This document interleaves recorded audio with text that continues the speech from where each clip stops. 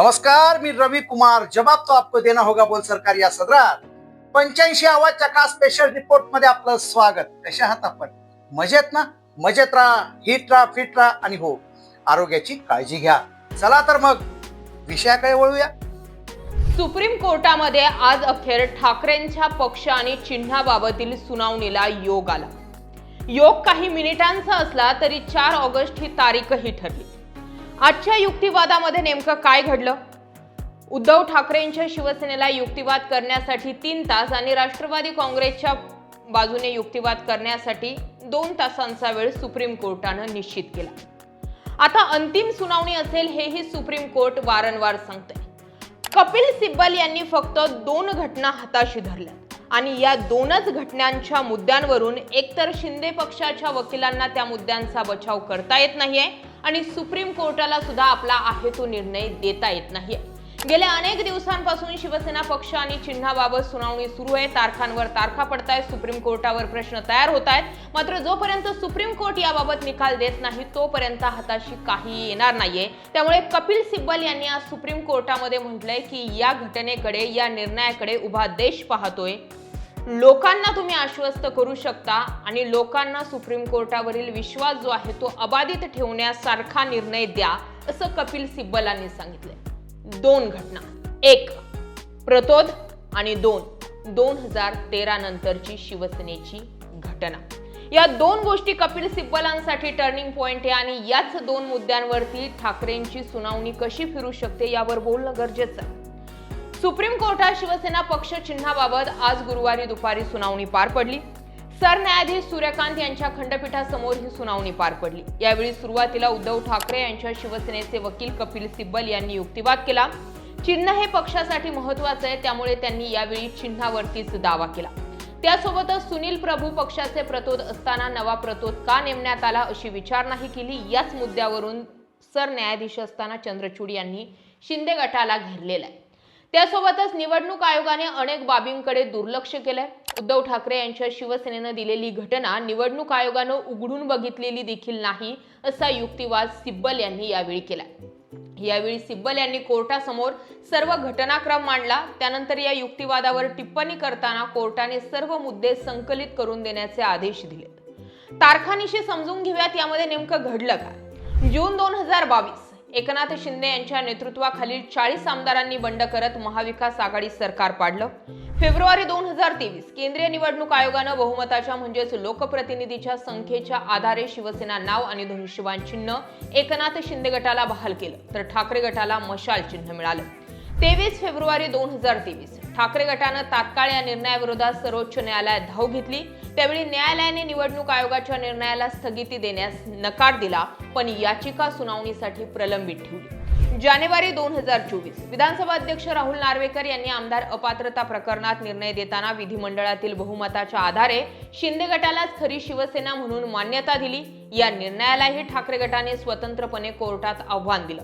मे 2025 ठाकरे गटाने या प्रकरणाची तातडीने सुनावणी घेण्याची मागणी केली होती, परंतु स्थानिक स्वराज संस्थांच्या निवडणुकांवर चिन्हाचा फारसा परिणाम होत नाही असं सांगत न्यायालयाने तातडीची सुनावणी घेण्यास नकार दिला होता।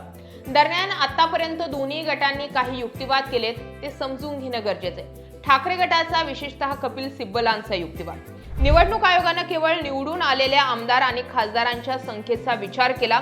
पक्षाची मूळ घटना, पदाधिकाऱ्यांची संघटनात्मक रचना आणि पक्षाची मूळ ओळख या महत्त्वाच्या बाबींकडे आयोगाने पूर्णपणे दुर्लक्ष केलंय।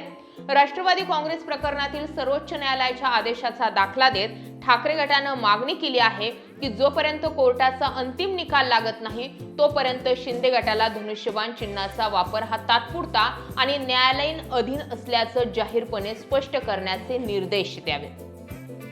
यावरती शिंदे गटाने काय युक्तिवाद केलाय, तर निवडणूक आयोगाने संविधानाच्या नियम आणि निकषांनुसारच निर्णय दिलाय।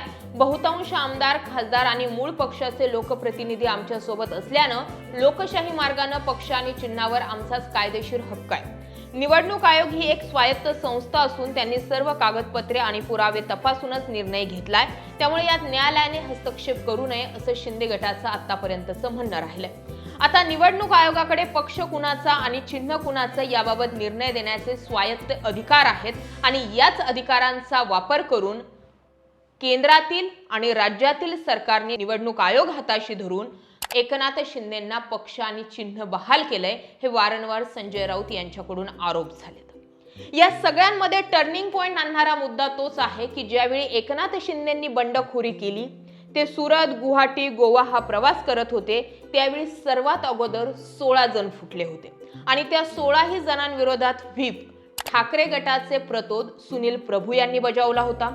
तोपर्यंत एकनाथ शिंदेंकडे 40-42 आमदारांची संख्या झालेली नव्हती, तर प्रतोद म्हणून सुनील प्रभू यांचाच व्हीप योग्य आहे ही टिप्पणी, हे निरीक्षण सरन्यायाधीश असताना धनंजय चंद्रचूड यांनी नोंदवलं होतं। आणि त्या जर प्रतोदचा आधार घेतला, म्हणजे सुनील प्रभू यांच्या व्हीपचा जर आधार घेतला, तर सुरुवातीचे 16 आमदार अपात्र व्हायला हवेत। मात्र विधानसभेचे अध्यक्ष राहुल नार्वेकर यांनी हे 16 आमदार अपात्र केले नाही।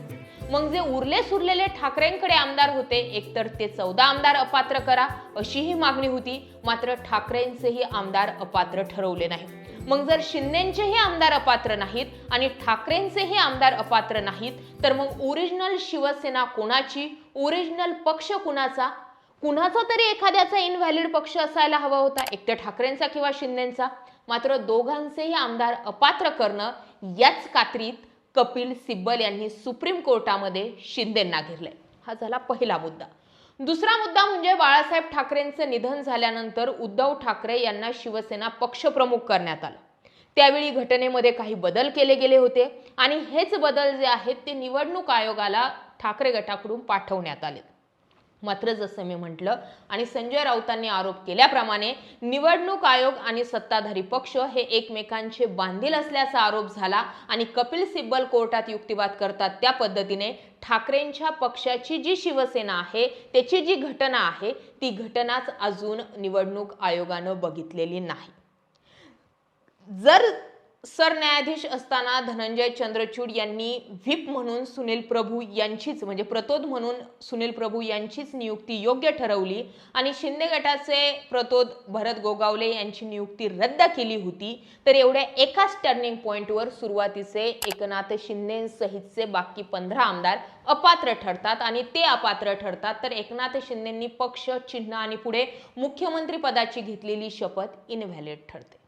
एवढाच एक मुद्दा जो आहे तो कपिल सिब्बल वारंवार पक्षामध्ये बोलून दाखवतायत, सुप्रीम कोर्टामध्ये बोलून दाखवतायत आणि याच मुद्द्यामुळे उद्धव ठाकरेंच्या पक्षाबाबत कुठलीही सुनावणी पुढे जात नाही। जंतर मंतरवरील आंदोलनानंतर अनेक सुप्रीम कोर्टावरती प्रश्नचिन्ह उभे राहिले होते आणि आता जर पक्ष आणि चिन्ह दोन्ही जर एकनाथ शिंदेंकडेच कायमस्वरूपी गेलं, त्यानंतर राष्ट्रवादीचाही जशाच तसा निर्णय होईल, तसा तृणमूल काँग्रेसचाही निर्णय होईल आणि पुढे जाऊन केजरीवालांच्याही पार्टीचा तसा निर्णय होऊ शकतो।